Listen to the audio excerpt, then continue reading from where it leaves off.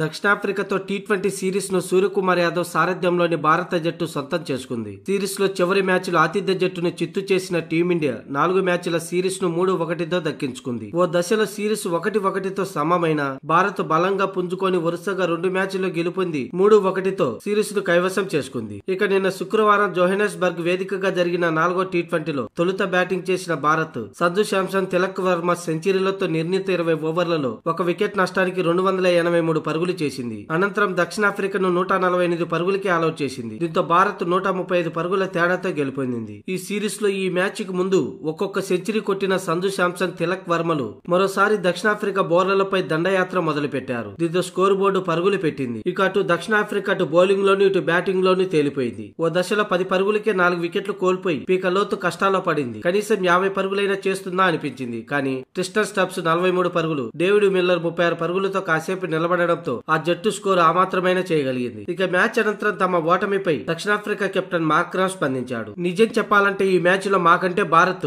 అన్ని విధాలుగా బాగా ఆడింది. విజయానికి వాళ్లే అర్హులు అని మార్క్రామ్ పేర్కొన్నాడు. అటు బ్యాటింగ్ ఇటు బాల్ తో మాపై ఒత్తిడి పెంచారు. దీంతోనే సిరీస్ ను కోల్పోవాల్సి వచ్చిందని మార్క్రామ్ అన్నాడు. అలాగే బౌలర్లు ఎక్స్ట్రా రూపంలో చాలా పరుగులు ఇచ్చారు. వైళ్లను నియంత్రించలేకపోయారు అని మార్క్రామ్ అన్నాడు. ఈ సిరీస్ లో ప్రతిసారి మేము టాప్ ఆర్డర్ లో వికెట్లు కోల్పోతూనే ఉన్నాం. ముఖ్యంగా టీమిండియా బౌలింగ్ తో పాటు సంజు శాంసన్, తిలక్ వర్మ అద్భుతమైన సెంచరీలు చేశారు. వారిలా మాలో ఒక్కరు ఆడినా చాలు ఈ సిరీస్ లో మెరుగైన ఆట ప్రదర్శన చేసి ఉండేవాళ్ళమని మార్క్రామ్ అన్నాడు. నాతో పాటు మా సీనియర్ బ్యాట్స్మెన్లు విఫలం కావడం ఈ సిరీస్ ఓటమికి ప్రధాన కారణమని మార్క్రామ్ అన్నాడు.